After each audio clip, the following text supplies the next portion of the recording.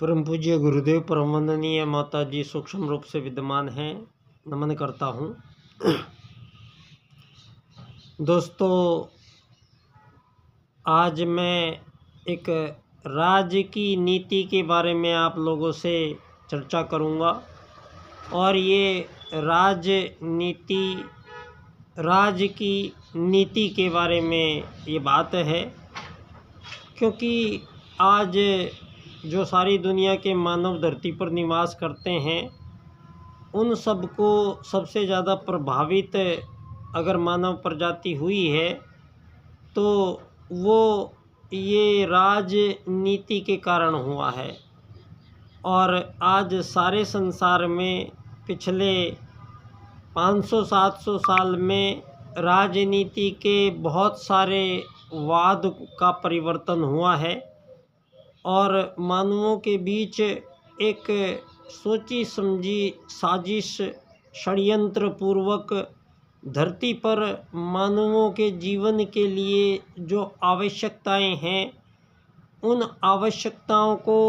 कृत्रिम विभाग से, कृत्रिम निर्माण से उसकी समस्याओं को जोड़ दिया गया है। और ये पूंजीवाद के कारण हुआ है। पूंजीवाद को अभिव्यक्त करते हुए पंडित दीनदयाल उपाध्याय जी, जो ऐसे समय में राजनीति में पदार्पण जिनका हुआ है, जहां आज़ाद तथाकथित आज़ाद भारत देश हम ये सुन रहे हैं, और ये आज़ादी देने वाले लोग कौन हैं, यहाँ इस सवाल पर कोई बात नहीं की जाती है। आज अगर धरती पर सबसे प्राचीनतम कोई ग्रंथ उपलब्ध है तो वो भारतीय सनातन संस्कृति का ऋग्वेद है। और ये साबित करता है कि धरती पर सबसे पहले जो मानव आए हैं वो ऋग्वेदीय मानव आए हैं, और वहाँ से फिर सारी दुनिया में वही लोग सारी दुनिया में फैले हैं। एक सच ये है कि धरती पर आज जितने भी मानव जाति निवास करती है, उन सब का मूल पिता एक ही है संसार में,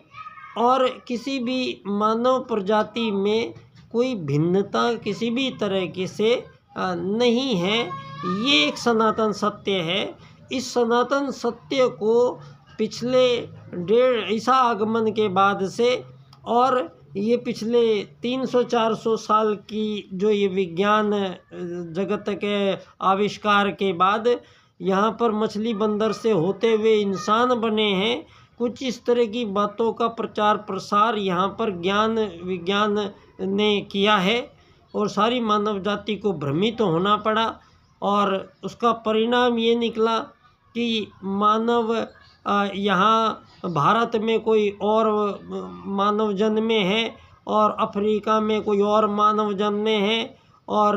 सारे संसार में कोई और मानव जन्मे हैं, और ये मानव आपस में युद्ध लड़ते रहते हैं। कुछ इस प्रकार की बातें सारे संसार में ये निर्धारित कर दी गई हैं।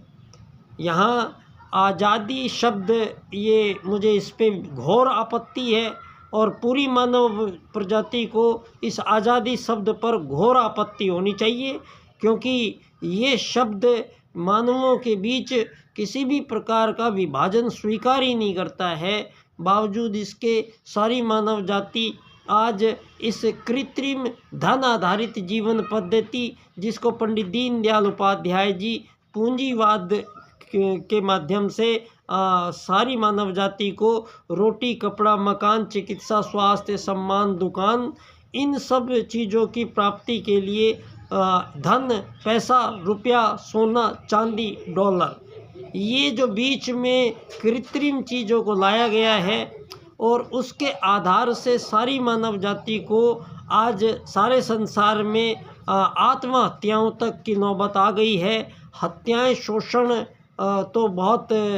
कॉमन एक बात हो गई है, और बहुत तेज़ गति से आज विज्ञान जगत एक ऐसे चौराहे पर आकर खड़ा हो गया है जहां विज्ञान भी अपने अंतिम छोर आर्टिफिशियल इंटेलिजेंस तक पहुंच चुका है। और इसका परिणाम सारी मानव जाति को एक जो पूंजीवाद जो इम्प्लीमेंटेशन दिया गया है, ये धरती पर पूर्णतः गलत तथ्यों पर, गलत आधार पर और गलत परिपाटी से और गलत तरीके से इम्प्लीमेंटेशन मानव जाति को झेलना पड़ रहा है। दोस्तों, आज अब हमारे सामने दो बातें क्लियर हुई हैं कि जितने भी ये आज़ाद देश करके सीमा रेखाओं में मानवों को कैद कर दिया गया है, ये आज़ाद आत्मत सर्वभूतेषु का जो सूत्र है, जिस सूत्र को आज के परिप्रेक्ष्य में हमारे सम्मुख पुनः राजनीति में प्रस्तुत करते हैं पंडित दीनदयाल उपाध्याय जी, और मानव को उसका परिचय, मूल परिचय प्रदान करते हैं और मानव को एक आत्मा घोषित करते हैं और धरती पर मानव शरीर को धरती का केवल एक यात्री घोषित करते हैं और धरती पर 6 अरब 7 अरब जो यात्री रहते हैं, इन यात्रों में कोई भिन्नता विभेदता किसी भी प्रकार से अब नहीं की जा सकेंगी और ये अमीर गरीब मालिक नौकर बनने की पद्धति प्रणाली, इसकी आवश्यकता यहाँ धरती पर अब नहीं पड़ेगी और मानव को जो मूल कार्य वो करने आया है, क्योंकि आर्टिफिशियल इंटेलिजेंस के आगमन के बाद अब आपके सामने एक ऐसी दुनिया होगी जो मानवों से जो कार्य करने के लिए उनको विवश किया जाता था, उनको प्रताड़ित किया जाता था, अब ये सारे के सारे काम जो आप बुद्धिमान लोग करते आए हैं, जो यहाँ पर मेहनत के काम करते आए हैं और उनके आधार पर आप लोगों के बीच में यहाँ पर एक दूसरे से अपनी इमेज क्रिएट की गई है और उसमें आप लोगों को बांध के और एक दूसरे से यहाँ वर्सेस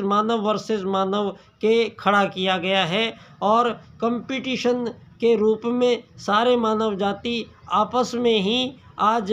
दिग्भ्रमित होकर और अपनी कष्ट में जीवन को ढो रही हैं। ऐसे में स्वयं महाकाल सत्ता जब धरती पर आए हैं तो युग परिवर्तन के उद्घोष के साथ संपूर्ण युग निर्माण योजना का निर्धारण किया गया है और इस युग निर्माण योजना में मेरा काम अखिल भारतीय जनसंघ, जो पार्टी कभी पंडित दीनदयाल उपाध्याय जी, बलराज मधोक जी, श्यामा प्रसाद मुखर्जी और मुख्य रूप से आरएसएस ने बनाई थी,